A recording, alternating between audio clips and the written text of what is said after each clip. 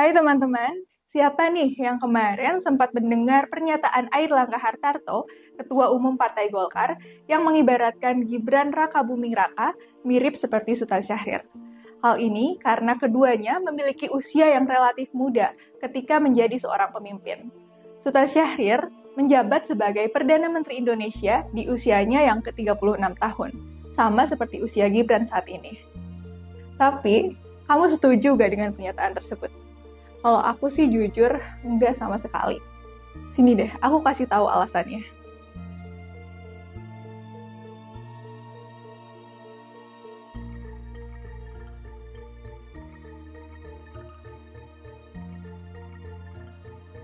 Karir politik keduanya itu sangat beda jauh. Sultan Syahrir memulai karir politiknya tanpa bantuan dari keluarga presiden, seperti Gibran saat ini. Perjuangan Sultan Syahrir juga syarat dengan idealisme dan penuh pengorbanan.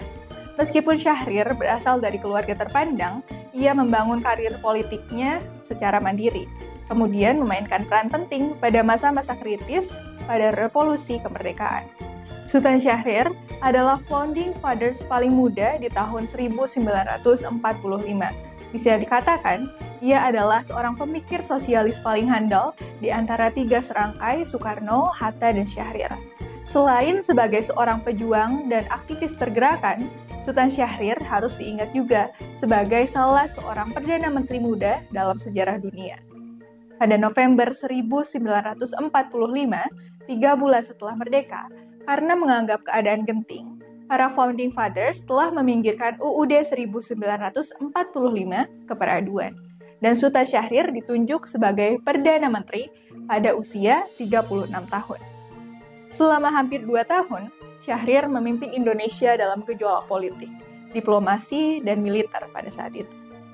18 hari setelah pemerintahannya jatuh, Belanda melakukan agresi militer satu pada 21 Juli 1947.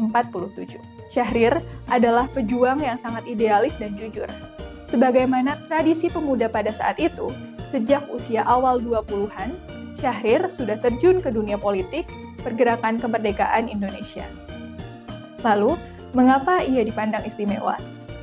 Mungkin banyak orang muda lain yang berhasil memimpin sebuah negara, tapi tidak ada yang seperti Syahrir, yang ikut mendirikan negara yang dipimpinnya, berjuang sejak usia sangat muda, dan ia memimpin di era pasca Perang Dunia II yang penuh gejolak dan ampas perang.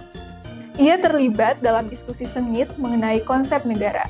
Syahrir bahkan disebut menjadi lawan debat yang tangguh bagi seorang Presiden Soekarno. Selain itu, Syahrir adalah diplomat yang handal, pemikir yang hebat, aktivis yang berani, dan penulis yang baik. Bung Karno memanggilnya dengan sebutan Bung Kecil, karena memang secara fisik Sultan Syahrir bertubuh pendek dan mungil. Selain itu, ia adalah salah satu pendiri Partai Sosialis Indonesia atau PSI, partai yang menjadi tempat bagi banyak intelektual termasuk Sumitro Djojo Hadikusumo, seorang ekonom terkemuka yang juga merupakan ayah dari Prabowo Subianto. Tidak semulus karir politik Gibran, Sultan Syahrir pernah diculik oleh kelompok Persatuan Perjuangan yang merupakan oposisi pada era Kabinet Syahrir.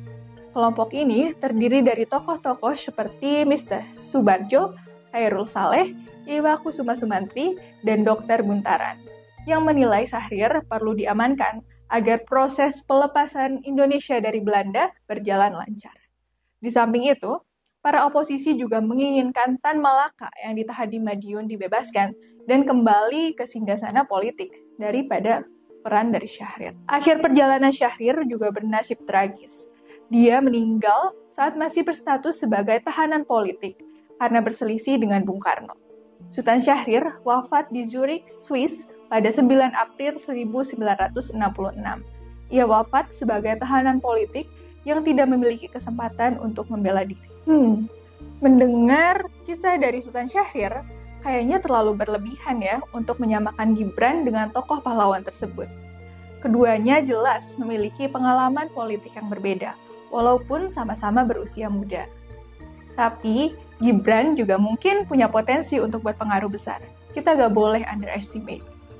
Cuma untuk disamakan dengan Sultan Syahrir, untuk saat ini, menurutku sendiri sih belum bisa.